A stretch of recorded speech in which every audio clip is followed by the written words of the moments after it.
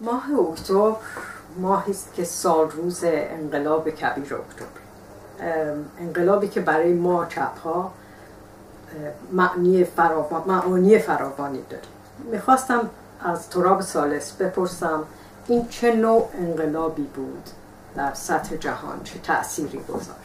خب این شاید بشه گفت اولین و تنها انقلاب پیروزمند کارگری در جهانه و به همین معنا اولین انقلاب سوسیالیستی در جهانه، چون انقلاب به طور کلی دو بعد داره، یه بعد سیاسی، یه بعد اجتماعی. در بعد سیاسیش قدرت از یه طبقه منتقل میشه به یه طبقه دیگه، هر انقلابی درش این اتفاق میفته و به واسطه این انتقال قدرت بعد تغییر و تحولات اجتماعی که باعث اصولا این انقلاب شد در اون جامعه به مرحله اجرا گذاشته میشه. درش یه بعد اجتماعی انقلابی است. طبقه کارگر موقعی که قدرت رو بگیره، خب بعد اجتماعی انقلابیش ضد سرمایه‌داری و سوسیالیستی است. بنابراین پیروزی طبقه کارگر در انقلاب سیاسی به معنی آغاز انقلاب سوسیالیستی است در مارکسیسم. به این معنا این اولین انقلاب سوسیالیستی است که ما در جهان دیدیم و شاید تنها انقلاب سوسیالیستی است که در جهان دیدیم، به این معنا که در هیچ یک از انقلابات دیگه‌ای که اتفاق افتاده خود طبقه کارگر قدرت رو نگرفته، کسی به اسم طبقه کارگر قدرت رو گرفته. این تنها جایی است که طبقه کارگر در دو شورای بزرگش پتروگراد و مسکو در واقع به قیام مسلحانه رأی داد و از نظر اجرایی هم کمیته نظامی شورای پتروگراد بود که انقلاب رو رهبری کرد از نظر تکنیکی، از نظر قدرت نظامی. به این معنا تنها انقلابی است که بشه گفت خود طبقه کارگر آگاهانه برای انقلاب سوسیالیستی قدرت رو در دست گرفته از طریق یک قیام مسلحانه. از این لحاظ خب خیلی اهمیت داره برای هم جنبش جهانی کارگری، هم از نظر تأثیری که در تناسب قوای بین المللی گذاشته. علیرغم شکست بعدیش، حتی تا دورهای اولیه بعد از جنگ جهانی دوم، ما هنوز تأثیر این انقلاب رو در تناسب قوای بین المللی میبینیم. چه بسا اگر این انقلاب نبود سیستم استعماری خیلی بیشتر ادامه پیدا میکرد در جهان. چه بسا اگر این انقلاب اتفاق نمیافتاد امپریالیسم، این تغییر و تحولاتی به طرف نئوکولونیالیسم درش اتفاق افتاده، خیلی دیرتر اتفاق میافتاد.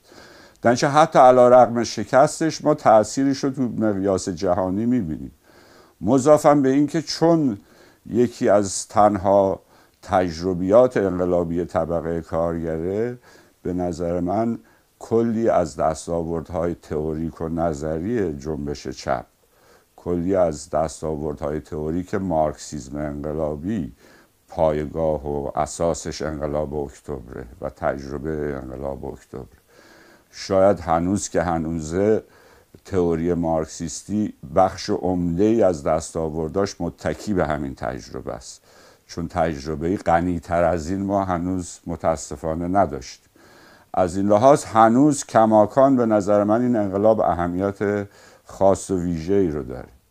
درس‌های این انقلاب برای جنبشی که الان باهاش روبروییم در این دوره بحران نظام سرمایه و غیره، چه درس‌هایی داره این انقلاب برای جنبش چپ؟ خب همونطور که گفتم به خاطر اینکه اولین تجربه انقلاب کارگری است، درساش برای جنبش کارگری جهانی بیشمارن. در واقع غنی‌تر از این تجربه ما چیزی نداریم که بتونیم به اتکای این تجربه تئوری رو بسنجیم، تئوری مارکسیستی رو بسنجیم. ولی خب اگه بخوایم تأکید بذاریم رو چند جنبه کلیدی به اصطلاح این انقلاب، به نظر من شاید 3 تا 4 تا درس عمده‌اش اینجا برجسته کنیم که هنوز اهمیتش به قوت خودش باقیه، بد نباشه. اولیش به نظر من مسئله استراتژی و تاکتیک انقلابی در دوران به اصطلاح امپریالیسم که تجربه انقلاب اکتبر به ما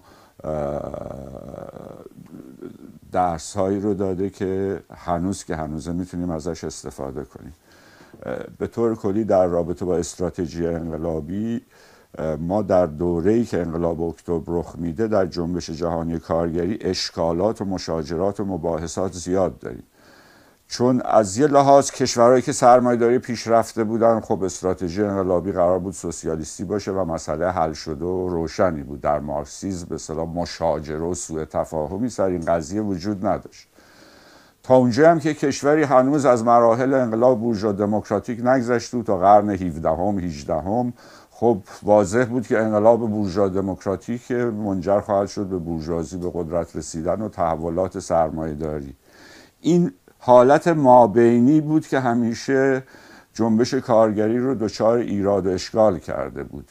از یه طرف ما تجربه خود انقلاب 1848 آلمان رو داشتیم و انقلابات سیاسی که در فرانسه رخ داد در زمان حیات خود مارکس که راجبش این حالت مابینابینی، این حالت بینابینی مقدار به بحث گذاشته شده.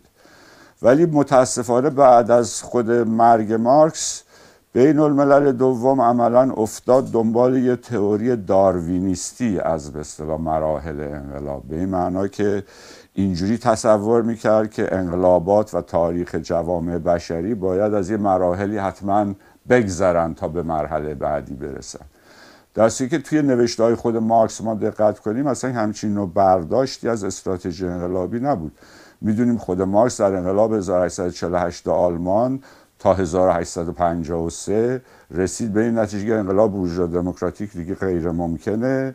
در عصری که سرمایه‌داری رشد کرده انقلابات بورژوا دموکراتیک به این معنا که بورژوازی رهبری انقلاب رو در دست بگیره و تغییر و تحولات دموکراتیک در جامعه ایجاد کنه دورانش سپری شد.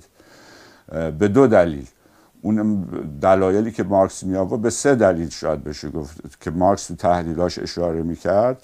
یکی این که خب تغییر و تحولات سرمایه‌داری از بالا در بطن این کشورهای ما قبل سرمایه‌داری طبقه کارگری رو ایجاد کرده که قدرت اجتماعیش به نسبت بورژوازی آنچنان کم نیست.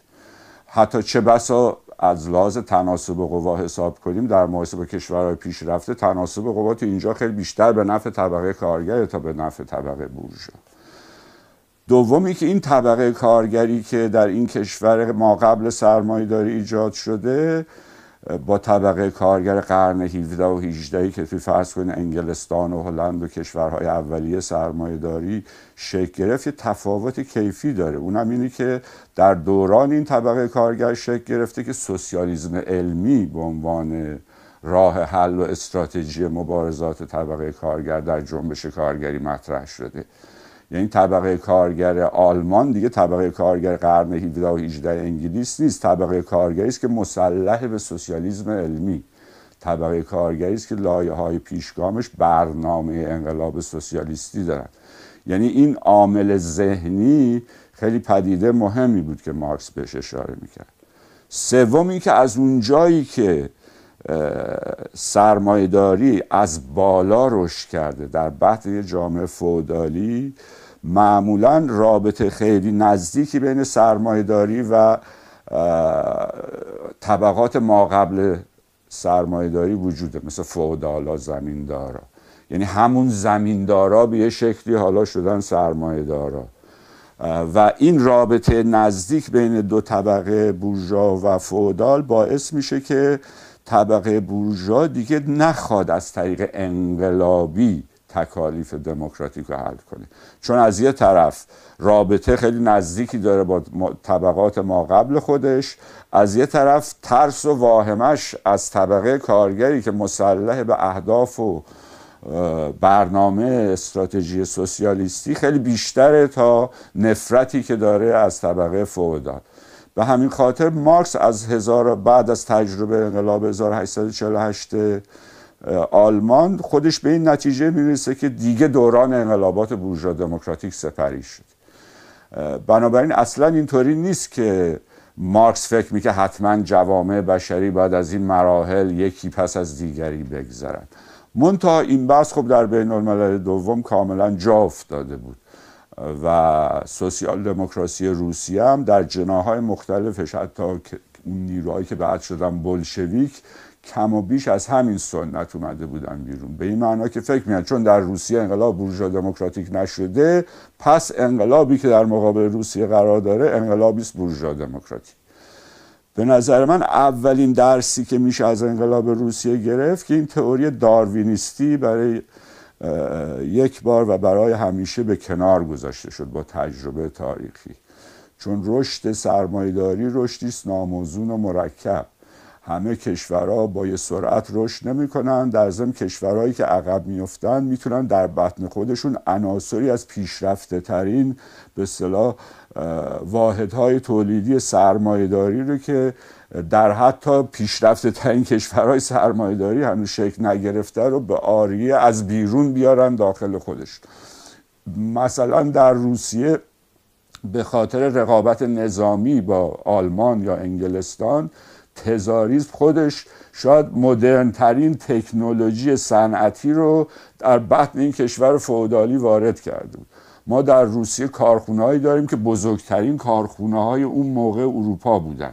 یعنی از نظر تعداد کارگرایی که زیر یه سقف جمع شده بودن، هیچ واحدی به بزرگی بعضی از این واحدهای تولیدی روسیه در دنیا ما نداشت.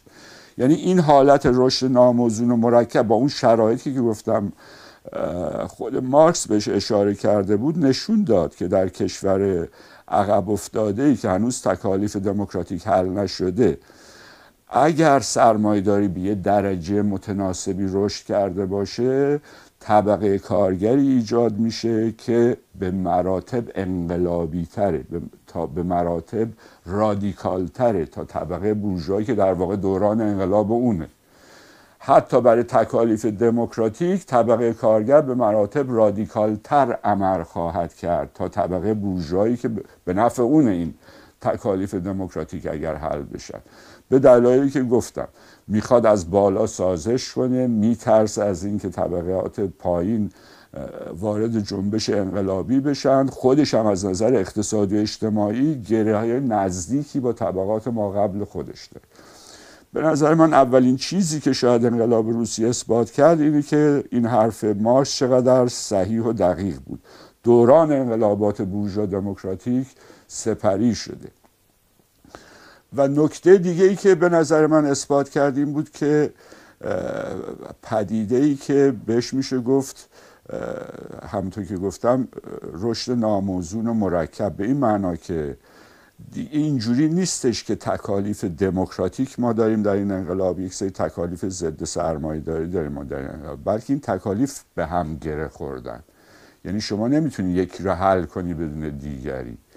این برای اولین بار در رابطه با مسئله ارزی در جنبش کارگری جهانی بحث شد که فرض کنیم ما تکلیف دموکراتیک ارزی رو حل کنیم، زمینا رو بگیریم و تقسیم کنیم. در شرایطی که بانک ها دست سرمایه‌داراست، اگر شما این زمینا رو تقسیم کنین و نتونین وام بدین به این زارعین مالک شده، خب چه فایده ای داره تقسیم زمین؟ یعنی در جنبش کارگر شاید کاوسکی هم اولین کسی بود که حتی این مسئله رو مطرح کرد، برخلاف تصور رایج که فکر میکنن کاوسکی به این چیزا زیاد طرفدار انقلاب مرحله‌ای بود. اصلا اینطوری نیست. کاوسکی اتفاقا شاید یکی از اولین کسایی بود که به مرکب بودن تکالیف اشاره میکنه. اونم اینه که در دوران ما دیگه مسئله ارزی بدون حمله به بورژوازی نمیشه حل بشه. شما حتی بخواید توی آلمان مسئله ارزی رو حل کنین، بعد اول بانک‌ها رو ملی کنین. اگر و در رابطه با روسیه هم عیناً همین حرف رو کاوسکی میزن. به نظر من انقلاب روسیه دقیقاً این نکته رو اثبات کرد که در دوران ما برای حل تکالیف دموکراتیک بدون حمله به سرمایه‌داری شما موفق نخواهید شد. خود حل تکالیف دموکراتیک گره خوردن به مناسبات سرمایه‌داری و بدون به اصطلاح واژگون کردن مناسبات سرمایه‌داری شما شاید حتی تکالیف دموکراتیک ساده و ابتدایی رو هم نتونین حل بکنید. این خب به نظر من یه درس خیلی مهم انقلاب روسیه بود، مردود شدن داروینیسم در به اصطلاح علوم اجتماعی و مردود شدن مفاهیم انقلاب مرحله‌ای. ما در دورانی زندگی میکنیم که حتی اگر در یک کشوری انقلاب بورژوا دموکراتیک هنوز انجام نرسیده باشه جز از طریق سرنگونی سرمایه‌داری این تکالیف هم حل نخواهد شد. نکته دومی که نظرم شاید بشه کلید هنوزم امروز به قوت خودش اهمیتش برای ما باقیه اینه که برای اولین بار ما فهمیدیم که ارگان‌های انقلاب کارگری چی هستن، یعنی نهادهایی که میتونن این انقلاب رو پیروزیش رو تضمین کنن. طبقه کارگر چجوری میتونه به قدرت برسه؟ این تا اون موقع در سطح تئوریک باقی مونده بود، هنوز بحث روشن و مشخصی سر شکل به اصطلاح قدرت کارگری نشده بود. انقلاب روسیه رو به ما نشون داد. شکل شوراها، ارگانهای خودسازماندهی توده‌ای طبقه کارگر در واقع ارگانهای قدرت کارگری هستند و این رو ما هم در انقلاب 1905 دیدیم و هم در انقلاب 1917 و بعد از انقلاب اکتبر ما کم و بیش عملا میدونیم که شکل انقلاب پرولتری چجور خواهد بود. معمولا انقلاب پرولتری و روسیه از این لحاظ انقلابش میشه گفت انقلاب کاملا کلاسیک به این معنای متد انقلاب کارگری که بعد از یه دوره اعتصاب عمومی اصولا خود اعتصاب یه حالت قدرت دوگانه ایجاد میکنه در جامعه، هر اعتصابی، چون در یه اعتصاب در واقع طبقه کارگر قدرت بورژوازی رو زیر سوال میبره. یعنی حالا ممکنه حتی در حد فقط مطالبات اقتصادی باشه، ولی حتی در حد مطالبات اقتصادی یه نوع مقابله است با قدرت بورژوایی. حالا ممکنه قدرت یک بورژوای منفرد باشه و قدرت کل طبقه بورژوازی باشه. اعتصاب عمومی در واقع کل قدرت سیاسی بورژوازی رو زیر سوال میبره، به خصوص این که در شرایط اعتصاب عمومی مسئله قدرت در یه حوزه جغرافیایی مطرح میشه. دیگه مسئله خودش رو محدود نمیکنه به این کارخونه یا اون کارخونه یا این واحد تولیدی یا اون واحد تولید. بنابراین انقلابات کارگری بعد از یه دوره اعتصاب عمومی منجر به ایجاد یه حالت قدرت دوگانه خواهد شد، چون در حین اعتصاب طبقه کارگر مجبور نهادهای سازماندهی خودش رو ایجاد کنه در مقابل نهادهای موجود دولت بورژوایی و این رو ما به صورت کلاسیک در جامعه روسیه بسیار تجربه کردیم. قدرت شوراها قدرت به اصطلاح طبقه کارگر رو میتونست در مقابله با دولت بورژوایی مطرح کنه. اینجا هم یه نکته بسیار پرانتزی باز کنم که یه مقدار مفهوم رایج ما در ایران از شوراها یه ذره گیج شده، به این معنا که شوراها به اون معنایی که در روسیه شکل گرفت با کمیته کارخونه فرق داره، با شورا در مقیاس واحد تولیدی فرق داره. این شوراها در واقع پارلمان کارگریان در یه منطقه جغرافیایی. ما شورای پتروگراد داریم، شورای مسکو داریم، شورای کارخونه ایکس نداریم، شورای کارخونه وای نداریم. اینا کمیته کارخونه. حتی اگر به صورت مجمع عمومی این کمیته انتخاب بشه، این هنوز شورا به مفهوم انقلاب روسیه نیست، اینها کمیته کارخونه. اتفاقا می‌بینیم تو انقلاب 1919 و 1921 و 1923 آلمان یکی از دلایل شکست انقلاب آلمان دقیقاً همینه که این کمیته‌های کارخونه، این شوراهای کارخونه نمیتونن تبدیل بشن به شوراهای شهری، چون قدرت دوگانه موقعی مطرح هست که شما در یه مقیاس جغرافیایی قدرت بورژوازی رو در واقع به زیر سوال بکشونید و جغرافیایی هم در حد یک واحد تولیدی معنی نداره و در حد یک واحد جغرافیایی کشوری معنا پیدا کنه، مثل شهر یا ایالت یا یک روستا یا یک منطقه جغرافیایی. به همین خاطر شوراها به این معنی که ما ازش استفاده میکنیم ارگانهای قدرت کارگری باید روشن باشه که منظور شورا در یک مقیاس جغرافیایی است، نه شورا در حد یک واحد تولید. نکته سوم که شاید باز به نظر من هنوز گفتنش مهمه و به اهمیت خودش باقیه، مسئله رهبری انقلابی. انقلاب روسیه در واقع نشون داد که بدون تئوری انقلابی پیروزی در انقلاب سوسیالیستی غیر ممکن. انقلاب سوسیالیستی با انقلابات دیگه خیلی فرق داره. انقلاب بورژوازی در یه شرایطی رخ میده که سرمایه‌داری نقدن در بطن جامعه فئودالی شکل گرفته. یعنی نصف انقلاب اجتماعی بورژوایی قبل از انقلاب سیاسی بورژوایی صورت گرفته. در انقلاب پرولتری کل تحولات اجتماعی تازه بعد از انقلاب سیاسی صورت بگیره، تازه بعد از تسخیر قدرت صورت بگیره و بدون یک تئوری که این استراتژی رو داشته باشه، طبقه کارگر بدون برنامه‌ای که متکی باشه به همچین تئوری، غیر ممکنه که اصلا وارد حتی این فراشد بشه.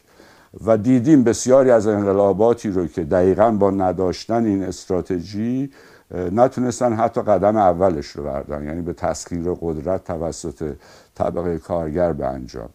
بنابراین به اعتقاد من تئوری انقلابی که حالا قدم نتیجه بعدی این حرف، یعنی پیدایش حزب انقلابی در دل طبقه کارگر، از پیش شرط‌های پیروزی طبقه کارگر، بدون اینکه پیشگام انقلابی طبقه کارگر خودش رو سازمان بده و بجنگه برای اینکه طبقه رو آماده کنه برای شرایط قدرت دوگانه و تسخیر قدرت، حتی اگر بحران انقلابی رخ بده تضمینی نیست که انقلاب پیروز بشه. همونطور که خیلی از به اصطلاح حتی بولشویک هایی که در انقلاب اکتبر شرکت داشتن و بعد مثلا راجع به این انقلاب نوشتن، تقریبا بدون استثنا اغلبشون تأکید دارن که اگه حتی لنین نبود در اون شرایط در روسیه، شاید حزب بولشویک میافتاد دنبال کرنسکی و اصلا ایده تسخیر قدرت رو مطرح نمیکرد. یعنی هیچ گارانتی نیست، هیچ ضمانتی نیست که بدون چنین حزب و رهبری انقلابی طبقه کارگر وارد مسئله تسخیر قدرت بشه. البته میگم درسای بسیاری هست و شاید اگه بخوام تاکید بذارم رو 3 تا کلیدیشون، هنوز فکر میکنم این 3 تا گفتنش مهمه، چون هنوزم به قوت خودش باقیه. هنوزم که هنوزه بسیاری از انحرافاتی که درون جنبش کارگری، پیشگام انقلابی جنبش کارگری هست، ریشش تو فهم همین 3 تا مسئله است به نظر. فقط برای اینکه این بخش رو کاملتر بگیم، نقش حزب در اینجا چقدر مهم بود؟ اینو یه دور باز کنیم. خب برداشتای به نظر من اشتباه سر این قضیه زیاده. از یه طرف خیلیا حزب پیشگام رو به یه معنای خیلی جدا از طبقه در نظر میگیرن، مثل اینکه حزب کودتا کرد، قدرت رو گرفت، یه عده طرفدارای خودش رو تو جنبش کارگری داشت، از طریق اینا در واقع بدون اینکه اکثریت رو در جامعه داشته باشه اومد و قدرت رو گرفت. از یه لحاظی این درسته به این معنا که خب عاقبت قضیه شورای پتروگراد و مسکو کل روسیه نبودن موقعی که تصمیم به قیام مسلحانه گرفتن. ولی به نظر من اینجا یه مقدار نکاتی هست که باید حتما گفته بشه. اولیش اینه که طبقه کارگر در پتروگراد و مسکو چیزی حدود 85% طبقه کارگر کل روسیه بود. موقعی که شورای پتروگراد و شورای مسکو با چیزی حدود 70% آرا به استراتژی بولشویکی، یعنی قیام مسلحانه و تسخیر قدرت و انقلاب سوسیالیستی رأی میدن، یعنی کم و بیش 60 خورده درصد پرولتاریای روسیه رأی داده به انقلاب سوسیالیستی. بنابراین از هر زاویه‌ای که شما به قضیه نگاه کنین، اکثریت طبقه کارگر پشت انقلاب بوده، تصمیم به انقلاب گرفته و رهبری حزب بولشویک رو پذیرفته. اینجوری نیست که 40,000 نفر اعضای حزب بولشویک، چون حزب بولشویک تو دوره حتی قبل از قیام هم چیزی بیش از حدود 40,000 تا عضو نداشت. دوره قبل از انقلاب بین اوگوست تا اکتبر کلی رشد کرد، ولی اوگوست که ما آمارشو داریم 40,000 تا عضو داشته حزب بولشویک، جناح بولشویک حزب سوسیال دموکراسی روسی. چیزی در مقایسه با 5 میلیون 6 میلیون طبقه کارگر روسیه که رأی به انقلاب اکتبر داده ناچیزه در واقع 40,000. و من گفتن این که انقلاب اکتبر یک کودتای حزب بلشویک بود خب خیلی ایده است که اصلا هیچ ربط و ارتباط و انطباقی با حقایق تاریخی نداره. ثانیاً پشت این انقلاب 10 میلیون سرباز بود، یعنی اکثریت سربازان هم رأی دادن در شوراهای سربازی به این انقلاب، به این قیام. چیز بوده 10 میلیون سرباز و این سربازا عمدتاً خب شاید 90 خورده درصدشون از خانواده‌های دهقانی است، از روستاها آمدن. بنابراین به یه معنای یه پشتیبانی بزرگی هم این انقلاب توی توده دهقانی داشته. به همین خاطره که خود بلشویک‌ها به این انقلاب میگفتن انقلاب کارگران و دهقانان، به این معنا که سربازان نماینده دهقانان. ولی این که اگر بخوایم فکر کنیم در یک کشور عقب افتاده، اتفاقاً یه بحثی است که بعدها بین کاوسکی و لنین راه میفته، اگر ما فکر کنیم که در یک کشور عقب افتاده مثل روسیه قبل از انقلاب اکتبر میشه، قبل از انقلاب سوسیالیستی میشه اکثریت اون جامعه رو به ضرورت انقلاب سوسیالیستی جلب کرد، خب این حرف خیلی مسخره است. به خاطر که در یک کشور عقب افتاده بنا به تعریف توده عظیم خرده بورژوازی وجود داره. وجود توده عظیم خرده بورژوازی در شرایطی که هنوز قدرت در دست طبقه کارگر نیفتاده و هنوز سرمایه‌داری سر کاره، به این معناست که جزو محالاته که اکثریت این جامعه رأی به انقلاب سوسیالیستی بده. اینجا خب باید این رو سنجید. اتفاقاً توی خود بلشویک ها این بحث زیاد بود. حالا فرض کنیم ما قدرت رو گرفتیم، آیا میتونیم حفظش کنیم یا نه؟ آیا داریم انقدر احتمال پشتیبانی درون کل توده های غیر پرولتری که این قدرت رو حفظ کنیم یا نه؟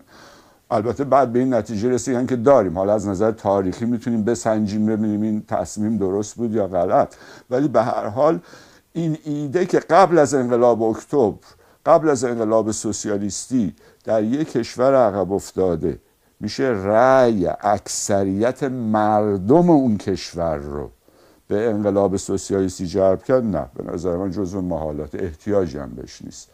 اگر اکثریت پرولتاریا جلب بشه به این انقلاب، اگر بر اساس تناسب قوا بشه فهمید که با گرفتن قدرت میشه توده‌های وسیع‌تری رو کشون به طرف انقلاب، باید این انقلاب آغاز بشه.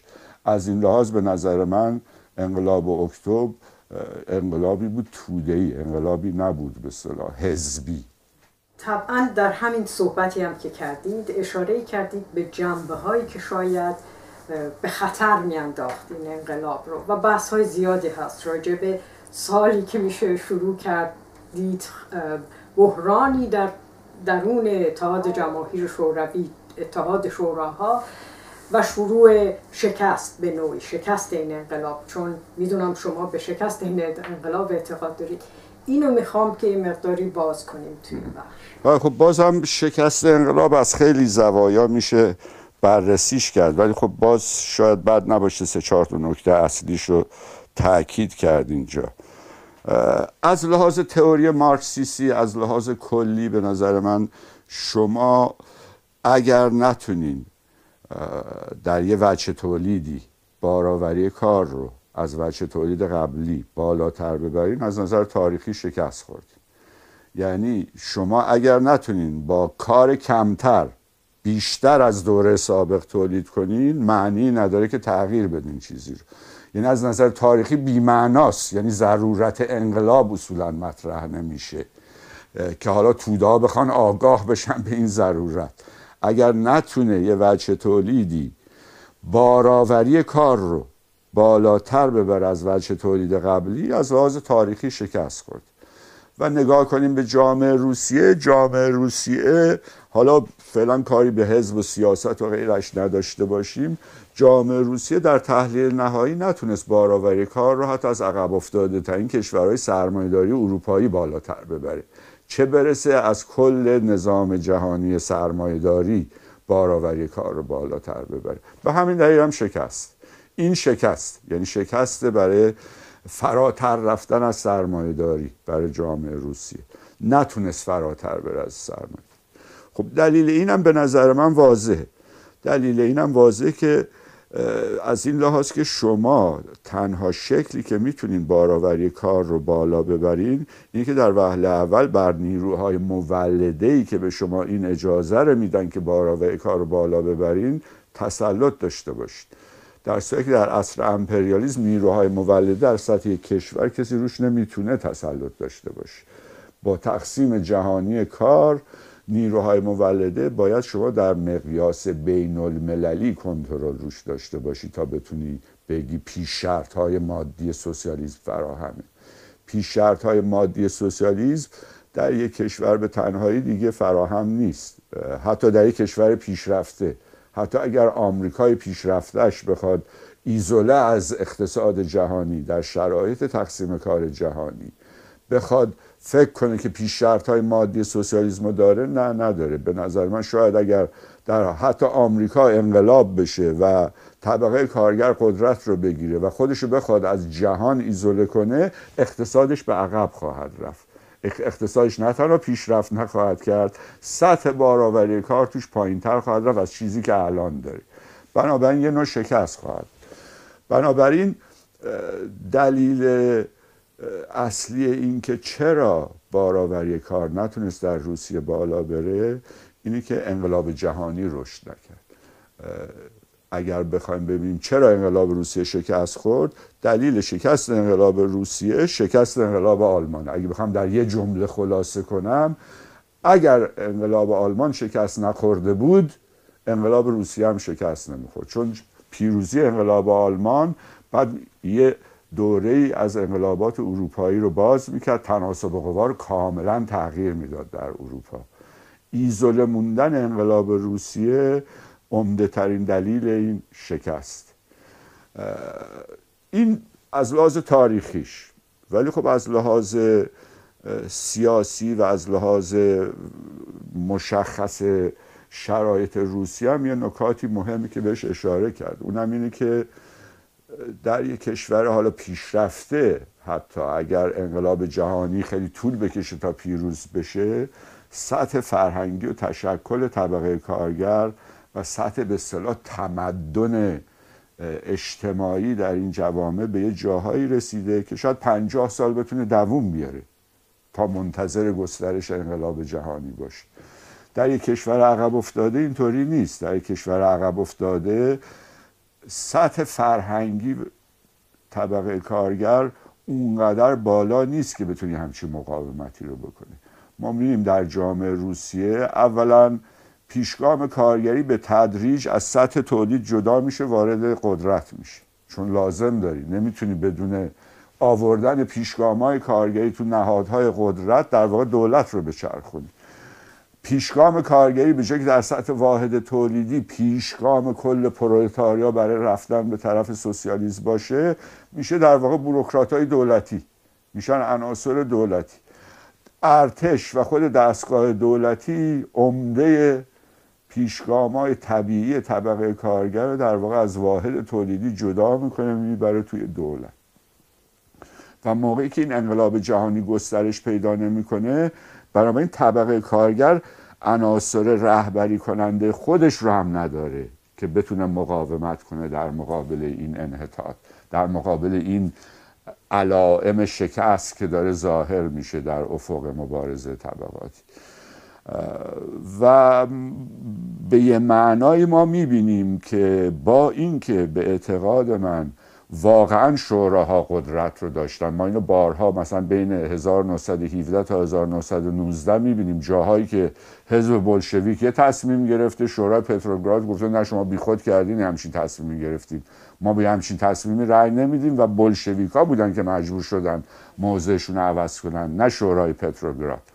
بنابراین با وجود اینکه طبقه کارگر واقعا قدرت رو در دست داشت و حزب بولشویک نبود که قدرت رو منحصر به خودش کرده بود، از 1919 تا 21 عملاً به تدریج قدرت از دست شورا خارج میشه. موقعی که ما وارد دوره کمونیسم جنگی میشیم 1919 تا 21 عملاً شوراها دیگه رو کاغذ هستن، شوراهایی که قدرت داشته باشن و معرف توده وسیع طبقه کارگر باشن دیگه عملاً وجود ندارن.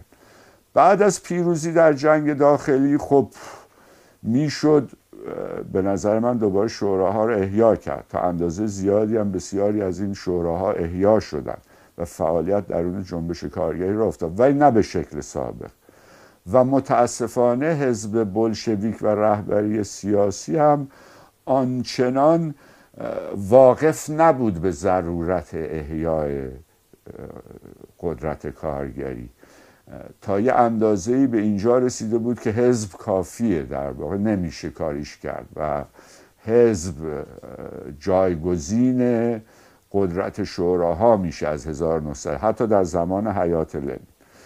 و ما دیگه به بعد از مرگ لنین که میرسیم این اصلا تبدیل میشه، این ضرورت تبدیل میشه به یه فضیلت. تئوری میبینیم، تئوری حزب ونگاردیزم در دوران استالین از اینجا میبینیم شکل میگیره که یعنی اصولا این تئوری یا این اعتقاد که هنوزم خیلی از گرایش‌های به اصطلاح چپی ما به این تئوری اعتقاد دارن، اونم این که قدرت کارگری در واقع طبقه کارگر نمیتونه به عنوان طبقه قدرت اعمال کنه، پیشگامشه که فقط میتونه این قدرت رو به جای طبقه اعمال کنه. یعنی دیکتاتوری حزبی به عبارت دیگه، یعنی دیکتاتوری حزبی هم که یعنی دیکتاتوری یک حزب، دانش سیستم تک حزبی، چون قرار پیشگام طبقه کارگر به جای طبقه قدرت رو اعمال کنه. خب هر کسی به جز این حزب پیشگام به خصوص بخواد وارد این قضیه بشه خائن مال یه طبقه دیگه است و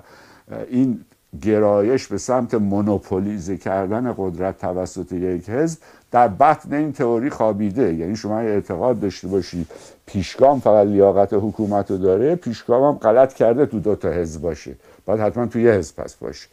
برای سیستم تک حزبی، دیکتاتوری تک حزبی ریشش در همین ایده است و واضح موقعی که شما به اعتقاد به دیکتاتوری حزب داشته باشین، داخل حزب هم اعتقاد به دیکتاتوری پیشوا پیدا خواهیم کرد.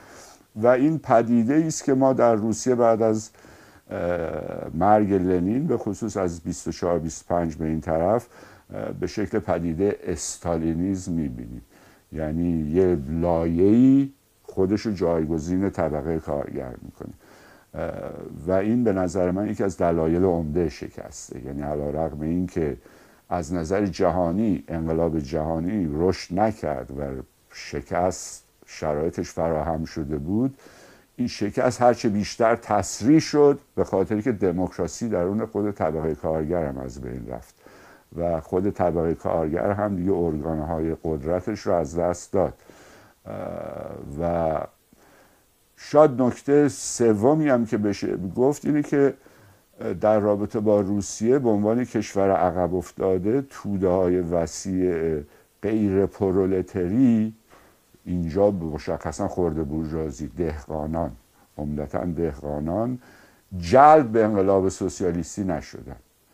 به این معنا که در دوره انتقال به سوی سوسیالیسم شما باید تجربه انقلاب روسیه نشون داد اگر نتونیم داوطلبانه دهقانان رو به سوی این انتقال جلب کنیم، خب نخواهیم تونست در این انتقال پیروز بشیم. به زور اسلحه نمیشه مردم رو سوسیالیست کرد و این حالت دوران کمونیسم جنگی، تصاحب غلات مثلا به زور از دهقانا برای تأمین به اصطلاح احتیاجات جبهه‌های جنگ با ارتجاع، بعد از دوره به اصطلاح 25-28 تبدیل شد باز دوباره به یه تئوری. این ضرورت یک دوران ویژه باز تبدیل شد به یه تئوری، اونم اجباراً اشتراکی کردن و مقاومت دهقانا رو با بسا اعدام در هم شکستن که میبینیم منجر به کشتن شاید چیزی حدود 6 میلیون دهقان میگن در این دوره 28 به این طرف در روسیه شده. خب این دیگه کمر پیروزی انقلاب سوسیالیستی در روسیه شکست. این شما این نتونین اکثریت جامعه رو جلب کنین به این انتقال، خب محکوم به شکستین دیگه، واضحه که محکوم به شکست. این پدیدن به نظر من یکی از دلایل مهم این شکست انقلاب بود. اگه بخوام 3 تا کلیاش رو بگم. اشاره کردید به دلایل این شکست به نوعی. چه درس هایی میشه گرفت از این شکست؟ برخیش فاکتورهایی است که نمیشد پیش بینی کرد. بعضیا خب میگن لنین باید پیش بینی میکرد که انقلاب آلمان پیروز نمیشد. به نظر میاد سخت باشه چنین پیش بینی. طبعا بر این اساس میرفتند که مبارزات کارگری در یه مرحله است در آلمان، انقلاب بین المللی میشه غیره. ولی از دوره بعد چه درس هایی میشه گرفت؟ و یه اشاره کوتاهی هم اگه میشه به دوره نپ و برنامه‌ریزی اقتصادی بعد از کمونیسم جنگی هم یه اشاره کوتاهی بکنید. اول از این برنامه نپ شروع کنم. یه مفهومی هست توی بسا ادبیات مارکسیستای روسی، اینو زیاد میبینیم که ما ساختمان سوسیالیسم را آغاز کردیم. منظورشون موقعی که میگفتن ما ساختمان سوسیالیسم را آغاز کردیم یعنی دولتی کردیم و از دست بورژوازی گرفتیم. چیزی بیش از این نبود. شما برین به نوشته های خود لنین و به رهبران بولشویک ها که نگاه کنیم، موقعی که تقسیم میکردن این بخش تولید دست خرد مالک هاست، این بخش تولید سرمایه‌داری دولتیه، این بخش تولید سوسیالیستیه، در واقع منظورشون از بخش سوسیالیستی تولید بخش دولتی تولید، چیزی بیش از این نبود. بخشی که از دست بورژوازی بیرون کشیده شده و به دست دولت افتاده. این ما میدونیم حتی از زمان مارکس دولتی کردن مساوی با اجتماعی کردن نیست. دولتی کردن ممکنه قدم اول اجتماعی کردن مالکیت باشه. اجتماعی کردن منظورم همون سوسیالیستی کردن، یعنی اشتراکی کردن، اجتماعی کردن. مالکیت اجتماعی با مالکیت دولتی فرق داره، چون مالکیت اجتماعی اگر نتونه تقسیم کار اجتماعی بین کار فکری و یدی رو از بین ببره، به این معنی که یه عده تصمیم بگیرن یه عده اجرا کنن، اگه نتونه این تقسیم از نظر اجتماعی از بین ببره، خب به مدیریت اجتماعی نرسیده، نتونسته برسه، به مدیریت اشتراکی نتونسته برسه، به مالکیت سوسیالیستی نتونسته برسه. بنابراین اصولا این حرف که مالکیت دولتی مساوی است با مالکیت سوسیالیستی از بیخ و بن غلطه. ممکنه در شرایطی که طبقه کارگر قدرت رو داره، بله قدم اول در راه اجتماعی کردن دولتی کردن باشه، ولی فقط قدم اول. اضافه بر این اصولا یعنی چی ما ساختمان سوسیالیسم را آغاز کردیم؟ اینی که سوسیالیسم بین یه ساختمانه، من میتونم اول دیوارشو بسازم، بعد پنجرهشو بزنم، بعد یواش یواش مثلا دیوار پشتشو بسازم، بعد سقف روش بذارم. اینطوری نیست. سوسیالیسم به خاطر اینکه شما تا بر کل واحدهای تولیدی، بر کل نیروهای مولده، یا حداقل بر میزان تعیین کننده ای از نیروهای مولده کنترل نداشته باشی، نمیتونی مالکیت اشتراکی و اجتماعی رو در سطح اجتماعی برقرار کنی. برای شما نمیتونی سوسیالیسم رو توی کارخونه بسازی، سوسیالیسم رو توی این شهر بسازی، سوسیالیسم رو توی این واحد تولیدی بسازی. بنابراین اصولا این فکر که ما میتونیم ساختمان سوسیالیسم رو آغاز کنیم، به نظر من درش این انحرافات و این ایرادات نهفته. شما میتونین توی دوره تاریخی کامل حق وتوی کارگری رو مستقر کنین، یعنی ساختمان رفتن به طرف سوسیالیسم مرحله اولش در واقع حق وتوی کارگری، کنترل کارگری بر تولید و توزیع. ولی این هنوز فرق داره با سوسیالیسم، این هنوز تا رسیدن به سوسیالیسم کلی فاصله داره. به نظر من یه مشکل عمده‌ای که در رابطه با روسیه و همینجور هنوز تا به امروز ما این مشکل رو داریم دقیقاً اینه. شما اگر قدرت دولتی رو داشته باشین، شاید اصلا دلیل نباشه حتی دولتی کنین. یعنی دلیل خلع ید از بورژوازی چیز تاریخیه. خلع ید از بورژوازی نیست که دست این بورژوا بگیریم بریم دست این بورژوا به عنوان یه بوروکرات توی دولت و اسمشو بذاریم اون بورژوایی بود حالا این شده سوسیالیستی. ممکنه ثانیاً شما نمیتونی خودت از بازار جهانی بکشونی بیرون. به محضی که شما خودت بخوای از بازار جهانی بکشونی بیرون، اقتصادت منقبض خواهد شد. اقتصادت هم منقبض بشه، جزو محالات بارآوری کارت بتونه از عقب افتاده تا این کشورهای سرمایه‌داری این بازار جهانی بتونه جلو بزنه. برای من محکوم به شکستی. نقدن خودت حکم اعدام خودتو صادر کردی اگه بخوای خودتو ایزوله کنی از بازار جهانی. برای من شاید در یه شرایطی از نظر سیاسی اگر قدرت در دست طبقه کارگری، از نظر اقتصادی اقدامات اقتصادی که میکنه خیلی متفاوت باشه با اقدامات سیاسی که میکنه. در اقدامات اقتصادیش خیلی متعادلتر جلو بره، به شرط حفظ حق وتو، به شرط حفظ کنترل کارگری بر تولید. در روسیه هم برداشت لنین و بولشویک‌ها، رهبری بولشویک‌ها دقیقا همین بود. از انتقال به سوسیالیسم دقیقا کنترل کارگری بود. ولی شرایط کمونیسم جنگی اینو عوض کرد. حالت دوران جنگ داخلی، بولشویک‌ها به خاطر اینکه از نظر سیاسی ارتجاع رو به اصطلاح شکست بدن، مجبور شدن از لحاظ اقتصادی حمله به مراتب شدیدتری به مناسبات مالکیت خصوصی بکنن که خودشون در برنامهشون بود. یعنی حتی مغازه کوچیک، زمین کوچیک، کولاک به اصطلاح دهقانای ثروتمند رو هم زمیناشون رو گرفتن. یعنی ماجرای دولتی کردن خیلی جلوتر از اونی رفت که چه خود رهبران بولشویک میخواستن و چه شرایط اقتصادی ایجاب میکرد و چه این تئوری انتقالی که من گفتم باید کنترل رو حفظ کرد. نمیشه سوسیالیسم خورد اینجا ساخت. باید کنترل حفظ کنید تا به یه جایی برسه که بتونی به نیروهای مولده تعیین کننده‌ای در مقیاس جهانی کنترل داشته باشی. بعد تازه میتونیم وارد فاز مالکیت اجتماعی بشیم، مالکیت سوسیالیستی بشیم.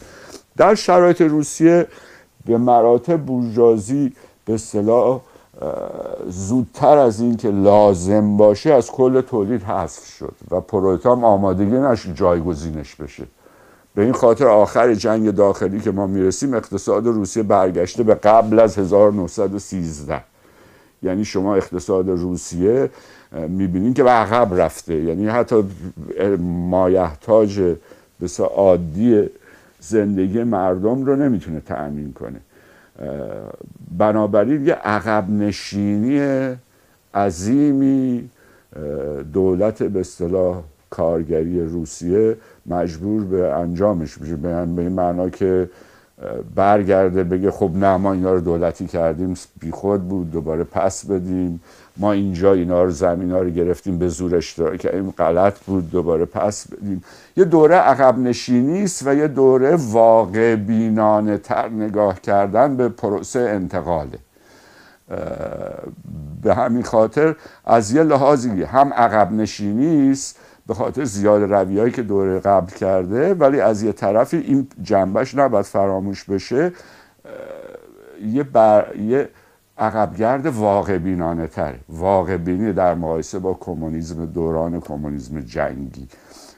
و اتفاقا از سیاست‌های دوران اقتصادی نپ ما بیشتر درس‌هایی میتونیم بگیریم تا از اقتصاد دوران کمونیسم جنگی برای استراتژی خودمون. درس‌هاش خلاصه بخوایم بگیم درس‌هاش برای انقلاب‌های بعدی، چون برای ما این مهمه که از این واقعه تاریخی چه درس‌هایی میگیریم. یکی به نظر من کلیدی ترینه نکته‌ای که بخوام اشاره کنم و اتفاقا یکی از نکاتی است که من کمتر میبینم هنوز کسی نه تنها در چپ ایران بلکه حتی در چپ بین المللی هم آنچنان بهش توجه کنه. اونم اینه موقعی که مثلا مارکس زنده بود، اگه کسی از مارکس میپرسید خب سوسیالیسم که شما میگین چیه؟ برای ما تعریف کنین چیه؟ این جامعه کمونیستی، سوسیالیستی یا هر چی که اسمشو نمیخوام وارد بحث اسمی بشم، اسمشو میذاری، خب چیه؟ برای ما تعریف کنین. یه جواب ساده و جواب صحیح بود که من چه میدونم چیه. طبقه کارگری که باید اینو بره بسازه. من میدونم چی نخواهد بود. بر اساس این جامعه سرمایه‌داری که ما امروز می‌بینیم می‌دونیم این چیزا نخواهد بود، توش استثمار نخواهد بود، توش این نخواهد بود، توش اون نخواهد، توش تقسیم کار فکری و یدی نخواهد بود، توش میتونیم بگیم چیا نخواهد بود. و اینکه دقیقاً چه شکلیه به جز یه سری خطوط کلی نمیشه گفت. بستگی به مبارزه داره، چون تو مبارزه ساخته میشه. بستگی داره طبقه کارگر این رو چجوری بسازه. به نظر من این حرف رو دیگه ما امروزه نمیتونیم بزنیم. بعد از تجربه انقلاب اکتبر و نه فقط هم تجربه انقلاب اکتبر، فراموش نکنیم که به اسم کمونیسم خیلی کشورهای دیگه بعد شکل گرفتن. چین، اروپای شرقی، کوبا امروزه، خیلی جاها ما داریم که ادعا میکنن رسیدن حتی به کمونیسم. بنابراین اینطوری نیست که ما دیگه هیچ تئوری نداریم راجع به انتقال. در سطح پیشگام انقلابی و پرولتری مسئله این که اون کسی که میگه من میخوام انقلاب سوسیالیستی بکنم، استراتژی من انقلاب سوسیالیستیه و نتونه توضیح بده چجوری میخواد به این کمونیسم برسه، یعنی در برنامهش انتقال تئوریزه نشده باشه، به نظر من یعنی اصلا از تاریخ پرته، یعنی اصلا تاریخ رو ملتفت نشده.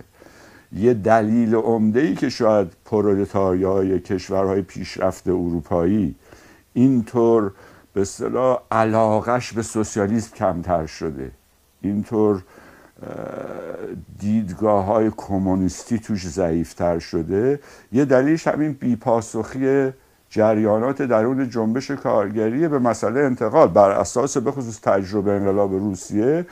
من کارگر اینجا میخوام بدونم اگه فردا من انقلاب کنم همون بلایی که تو روسیه سر پرولتای روسیه اومد قرار سر منم اینجا بیاد یا نه؟ خب اگه باشه من چرا بکنم؟ یا دیوانم بکنم برم انقلاب بکنم که قدرت بدم دست 6 تا بوروکرات؟ خب چه اینجور وضعیت فعلی که باز بهتر. بنابراین شما اگر نتونین در سطح برنامه دقیقاً هر گرایش که ادعای گرایش کارگری بودن و سوسیالیستی بودن میکنه نتونه توضیح بده، خب درست برای ما توضیح بده انتقال چجوری، برنامه شما چی میخواین چی کار بکنید، چجوری میخواین به سوسیالیسم برسید.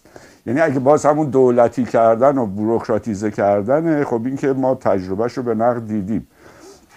برای اگه بخوام جمع بندی کلی بگم اینه، ما باید حتما در برنامه حزبی، در برنامه انقلابی، در برنامه سوسیالیستی، هر اسمی که روی این میذاریم، مرامنامه، برنامه، هر آرمان، هر چی که اسم اینا میذاریم، باید توضیح دوران انتقال هم باشه. نمیتونیم اکتفا کنیم به صرفا تسخیر قدرت. بعد از تسخیر قدرت هم باید روشن باشه از حالا چی میگیم و چی کار میخوایم بکنیم. یعنی این پرولتاریا باید آماده بشه برای این در طول مبارزه.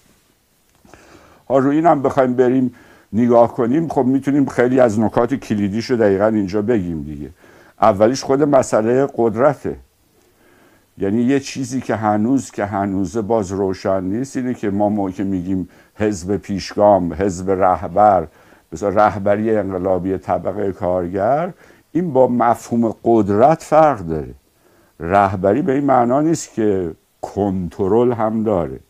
رهبری به این معناست که در مبارزه لیاقت رهبریش رو به طبقه اثبات، که طبقه کارگر داوطلبانه در اکثریتش این رو به رهبری پذیرفته.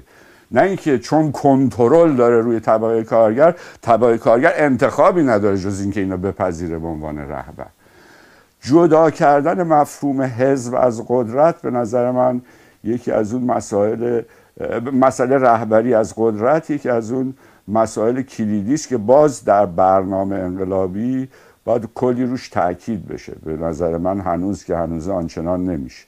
تاکید به اینو شاید بیشتر گرایش‌های مثلا راست میکنن تا گرایش‌های چپ. گرایش‌های راستی که منظورشون از اینه که اصلا معنی نداره فقط سوسیالیستا باشن، باید مثلا چون فاشیستا هم هنوز مثلا بتونن آزادانه در دل این انتقال مداخله. من نمیگم آزادی احزاب نباشه، ولی میگم بیشتر از اون زاویه مطرح شده تا از زاویه سوسیالیسم انقلابی و کمونیسم انقلابی، که ما احتیاج به این تفکیک داریم، روشن کردن این تفکیک بین مفهوم قدرت و مفهوم رهبری. حزب پیشگام حزب رهبره، نه حزبی که قدرت رو قبضه میکنه. این یکی از جنباست. جنبه دیگه اینه که ارگانهای قدرت کارگری اگر در داخلش دموکراسی نباشه، اگر دموکراسی سوسیالیستی در دل این نهادهای خودگردان طبقه کارگر نباشه، خب این ارگانها خودشون منحط میشن. حالا ارگانها همش هم طبقه کارگر باشن ولی ارگانهای منحطی تبدیل میشه. به این خاطر که برگردیم سر تز اصلی دوران انتقال به طرف سوسیالیسم از نظر اقتصادی فقط به این معنا میتونه موفق باشه که شما بتونین مقدار ساعات کار رو کم کنین، تولید رو بالا ببرین، یعنی بارآوری کار بالاتر بره. با مقدار کمتری ساعات کار مقدار بیشتری جنس تولید کنید. اگر نتونید این کار رو بکنید خب انتقالی صورت نمیگیره. پرولتاریا نخواهد تونست به طرف از هر کسی به اندازه استعدادش به هر کسی به اندازه نیازش برسه. یعنی انگیزه رشد، انگیزه تحول تو دور انتقال باید باشه کاهش ساعات کار. اگر در شوراهای کارگری چنین دموکراسی نباشه و اگر بین مفهوم رهبری و قدرت چنین جدایی نباشه، انگیزه‌ای برای کاهش ساعات کار هم نیست.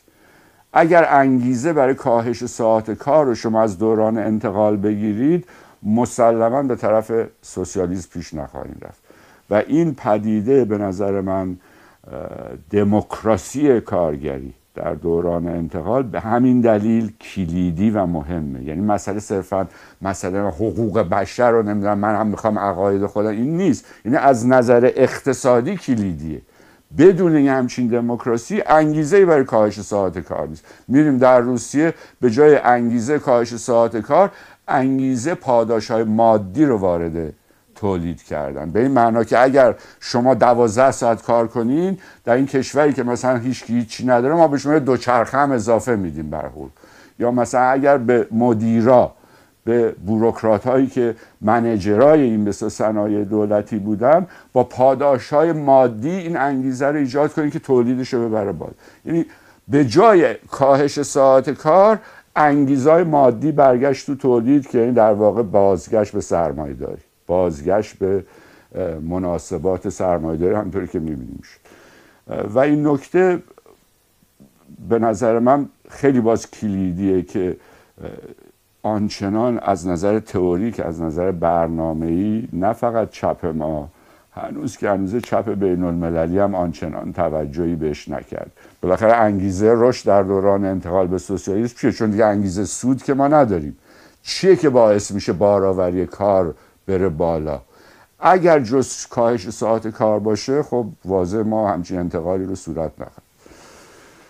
نکته سوم هم باز در رابطه با کشورهای عقب افتاده عمدتاً مطرحه، مثل روسیه، مثل ما در ایران، ولی خب حتی تو خیلی از کشورهای اروپایی پیشرفته این پدیده مطرحه. اونم اینه که جزو محالاته که شما فکر کنین فردا در یه جای انقلاب میشه، اکثریت عظیم جامعه میان به طرف سوسیالیسم. همچین این رویاست. یعنی هیچ جای دنیا همچین اتفاقی نخواهد افتاد. شما اگه نتونین اکثریت عظیم این جامعه رو جلب کنین به طرف این سوسیالیسم، عاقبت شکست خواهیم خورد. و جلب اکثریت، حالا فرض کنیم کل توده پرولتاریا رو نقدن جذب کردیم که خود اینم آنچنان داده شده، از قبل داده شده نیست که حتی با پیروزی انقلاب الزاماً مثلا 90% طبقه کارگر طرفدار سوسیالیسم بشه. نه، اینطوری نخواهد بود. همیشه در دل طبقه کارگر هم لایه‌هایی خواهند بود که حتی مرتجعن، حتی طرفدار بازگشت به سرمایه‌داری ممکنه باشن، حتی در شرایطی که خودشون قدرت رو هم دارن. و اینو دیدیم توی خیلی از مثلا جنبش‌های انقلابی کارگری دیدیم. ولی فرض کنیم حتی اکثریت طبقه کارگر هم طرفدار سوسیالیسم باشن. جامعه، هیچ جامعه، حتی پیشرفته ترین جوامع سرمایه‌داری امروزه اینجوری نیست که اکثریتش طبقه کارگر باشه. توده های غیر کارگری فراوونن، به خصوص تو کشورهای عقب افتاده که اصلا خرده بورژوازی معمولا بزرگتره تا طبقه کارگر. شما اگر راهی در استراتژی انتقال نداشته باشین برای جلب توده‌های غیر پرولتری به انتقال، باز محکوم به شکست. و این نمیتونه همونجوری که گفتم به زور اسلحه باشه، باید داوطلبانه باشه و باید قانونی باشه. یعنی نمیشه مثلا میگم شورای مثلا کارگری تهران هر روز دلش خواست، هر تصمیم دلش خواست بگیره، بگی من فردا میخوام همه مغازهای تهران رو بگیرم، مثلا پس فردا میخوام همه اینا رو بگم بفرستم مزرعه، بگیم به جای مثلا تو مغازه کار کردن باید بریم دیل بزنیم. حدود و ثغور قدرت شورایی در رابطه با طبقات غیر پرولتری باید روشن بشه، باید در قانون اساسی انتقال تدوین شده باشه، یعنی باید تئوریزه بشه در برنامه رهبری پرولتری، باید روشن و مشخص باشه. اینم پدیده است که خیلی نه اصلا بهش فکر میکنن، نه بهش اشاره‌ای کردن، نه درسی گرفتن از تجربیات انقلاب اکتبر، که به نظر من مهمه توی درسامون از شکست به این دقت کنیم. خیلی ممنون. فکر میکنم به اکثر سوالا در این فاصله کوتاهی که بود جواب. خیلی ممنون.